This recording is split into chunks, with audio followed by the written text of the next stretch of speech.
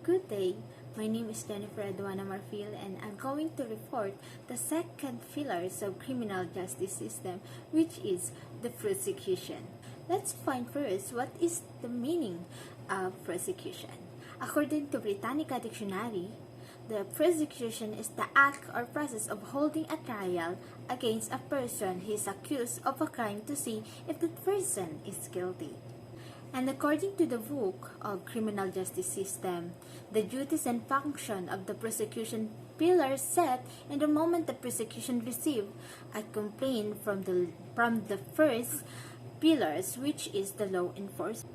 And now, kung ang pulisya ay may pulis, ang prosecution ay meron din prosecutor. Sino naman to sa prosecutor? Prosecutor are typically lawyer who possess a law degree. Madalas natin silang mapanood sa ipaglaban mo. Kumbaga, ang prosecutor ay ang mga taga-usig. Tinagalog na. What is the task of the prosecutor?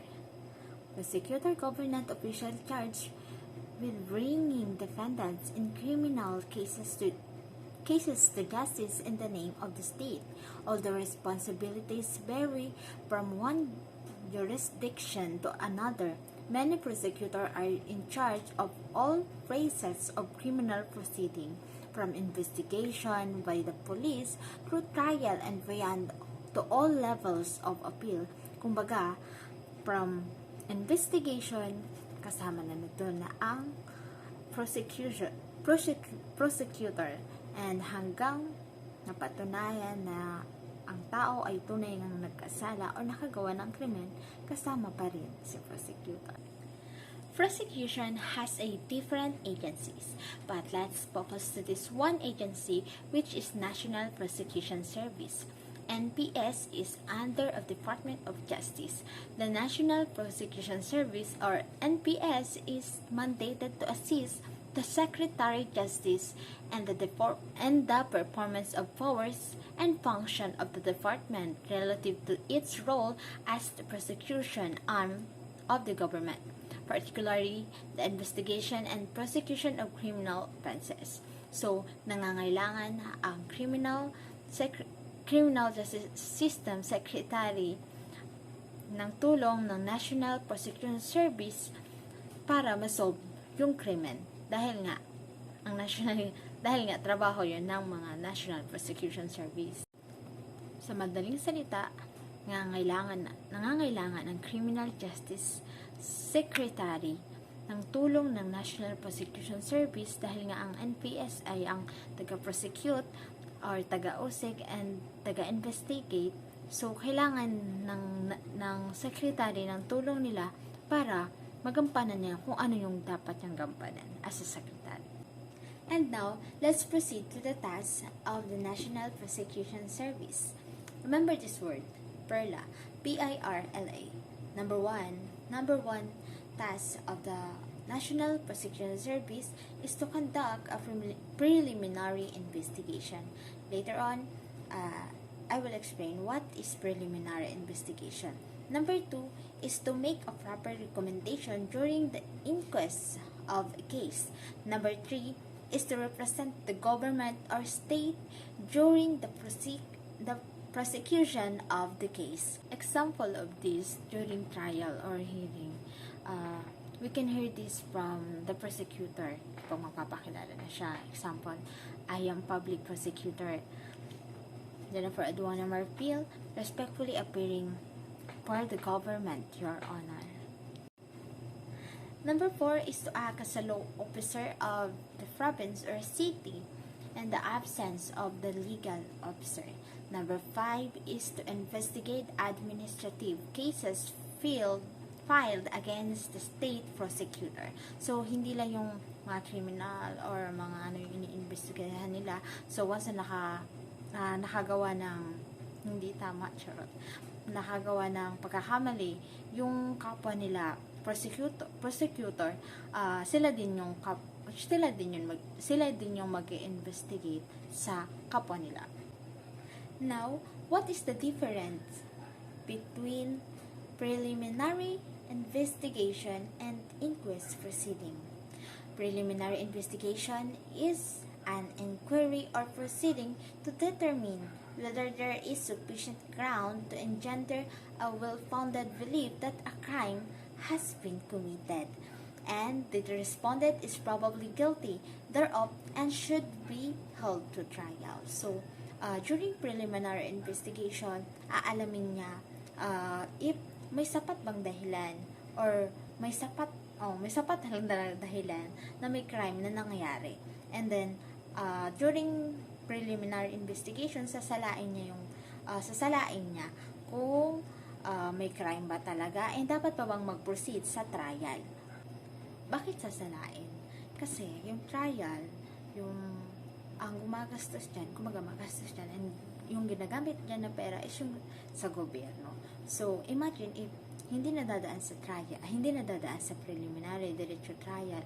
So, malaki yung gastos. Hindi naman lahat ng complaint na nakukuha ng law enforcement is may sapat na basehan. So, sa preliminary pa lang, alamin na nila, mag-investigate sila kung may sapat na dahilan, may sapat na ebidensya na may krimen at tunay ngang may nakagawa ng krimen na yon. Hindi nila trabaho na akusahan yung tao na siya nga ay tunay na kriminal dahil ang trabaho lang nila ay alamin at salain. So, during trial, dyan na magkakaalaman. So, wala pang trial during preliminary investigation. When is the preliminary investigation proper? Number 1, the person not yet arrested. Number 2, the person not yet detained, hindi pa nakukulong. Number 3, regular filing. Number 4, to determine if there is probable cause to file an information. And number 5 is no warrant of arrest. Who may conduct preliminary investigation? Number 1, the provincial or city prosecutor and their assistant. Number 2 is judges of the municipal trial courts and municipal circuit trial courts. Number 3 is a national and regional state prosecutor. And number 4 is other officer as may be authorized by law. This is how preliminary investigation flow or process. It will start from complaint to subpoena or dismiss, next to the counter affidavit, and next to the hearing, and last is to resolution. So much for preliminary investigation. Let's proceed to inquest proceeding. What is the role of inquest proceeding? Inquest proceeding is conducted when a person is lawfully arrested without a warrant involving even also offense which required a preliminary investigation. So, by this definition, we already know what is the difference of inquest proceeding to preliminary investigation. And that is, when we talk about inquest proceeding, it's not requiring warrant of arrest because of the reason that when you actually saw a criminal committing a crime, you don't need to provide a warrant of arrest. For example, nakita mo yung tao na sinaksak, binaril niya yung tao, so nakita ng dalawang mata mo, kailangan mo pa rin ba ng warrant of arrest? Diba hindi na? So, it takes time to do a warrant of arrest. So, you don't need a warrant of arrest when you actually saw a person committing a crime. Another definition of inquest proceeding is it is informal and summary, and its purpose to determine whether or not the person detained should remain under custody and then charged in court. So, meaning, the difference of two is ang inquest proceeding ay pinadali, expedite. Ang summary lang siya, pero si preliminary investigation, it takes a lot of time to determine if that person really committed a crime or if that person really a criminal. So, dito kay inquest, madali lang sa kanya.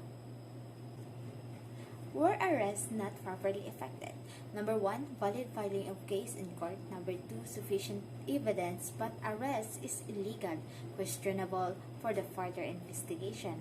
Number 3 is insufficient in evidence, but the arrest is legal for further investigation. Number 4 is arrested illegally without sufficient evidence released. When is inquest proceeding proper? Number 1, person is already arrested. Number 2, person is already detained. Number 3, summary in nature. Number 4, to determine if there is valid cause for the continued detention. And number 5 is no need for warrant of arrest. That would be all. Thank you and God bless.